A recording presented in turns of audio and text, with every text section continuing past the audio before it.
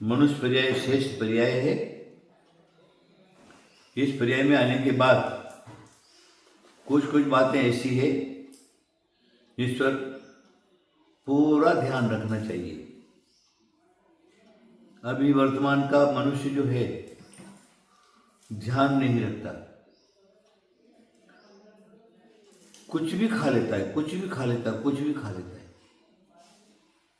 मांसाहारी लोग हैं, खैर वो तो मांस खाते ही खाते हैं, लेकिन जो मांसाहारी लोग नहीं है वो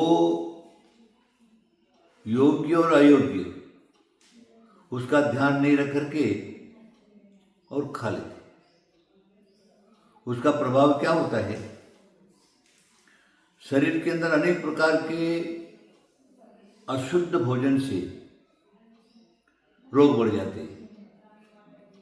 रोगी हुआ, एक बार वर्तमान के शरीर में कोई रोग पकड़ गया तो कितना भी डॉक्टर का दवाई औषधि आदि करने पर भी उसका रोग ठीक नहीं होता।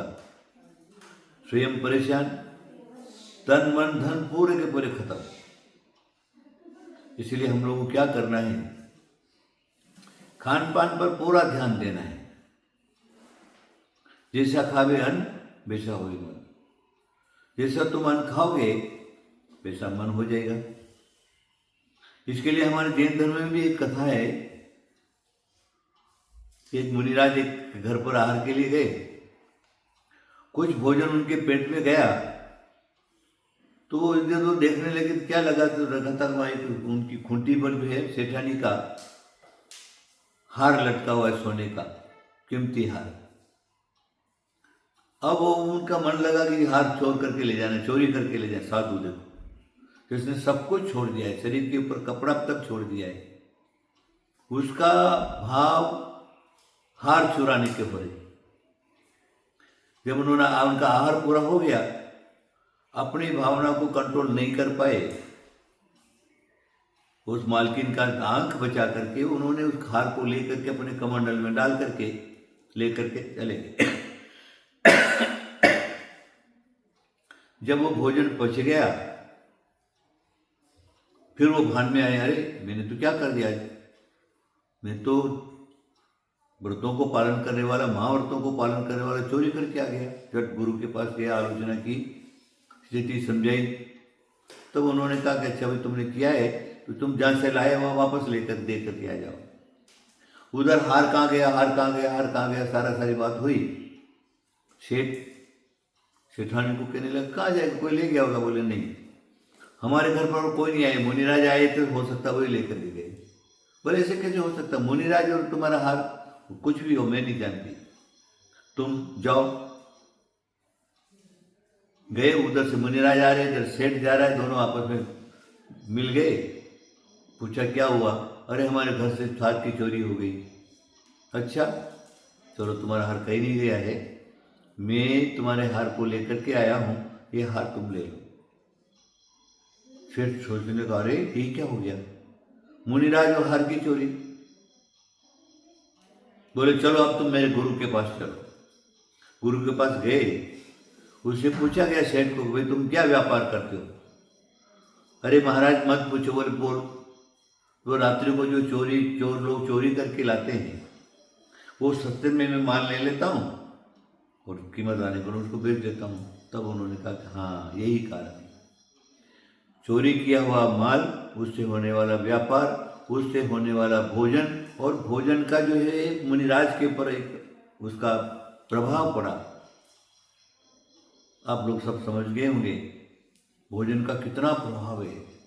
अगर तुम अच्छा भोजन करोगे, अच्छे हाथ से करोगे, अच्छे व्यक्ति के हाथ से करोगे, अच्छे घर में करोगे, तो आपका तन मन धन जो क्या है वो ईश्वर भक्ति में, भगवान की भक्ति में, पूजा अर्चना की भक्ति में, न्याय नीति की करण आदि आदि जो भी है वो एकदम जो है आपका अच्छा होगा।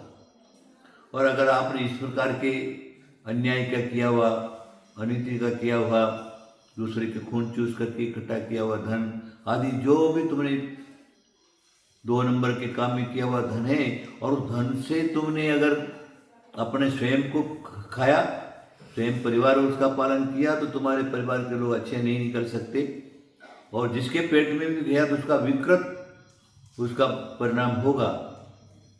आप सब समझ गए होंगे। वैसे महाभारत में तो एक बहुत बड़ी कहानी उसके लिए है, मैं उसके लिए अभी बताऊंगा नहीं। आप क्या करिए, सबसे बड़ी बात है भोजन शुद्धि रखिए। आपकी भोजन शुद्धि है तो सब कुछ शुद्धि है। अभी वर्तमान में बहुत से लोग जो क्या है दुनिया भर का बीड़ी सिगरेट तंबाकू पान पुरा गुटखा आदि आदि मांस अंडे सेवन करते हैं, है ना।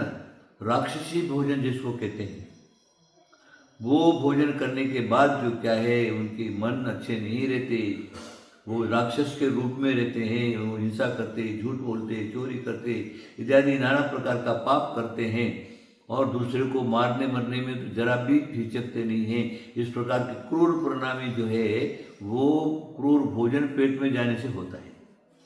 इसलिए आप अपने भोजन को अच्छा रखिए, विचार करिए भोजन किसने बनाया, कहाँ बना, किन पदार्थों से बना और खिलाने वाला कौन है, उसके परिणाम कैसे, उसकी क्रिया कैसी है, उसका चारित्र कैसा है, उसका संयम कैसा है, ये सारा का सारा सोच करके और भोजन करिए। सबसे बढ़िया बात तो ये है कि बाहर का खाना ही छोड़ दो।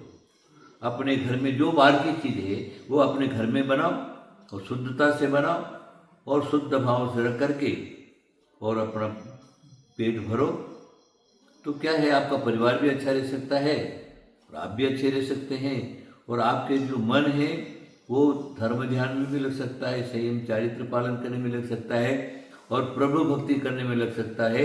ये सारे के सारे कारण हैं, इसलिए ज़्यादा कहने की कोई आवश्यकता नहीं है।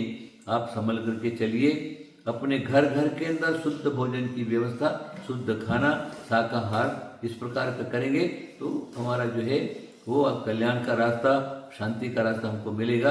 आशीर्वाद आशीर्वाद आशीर्वाद।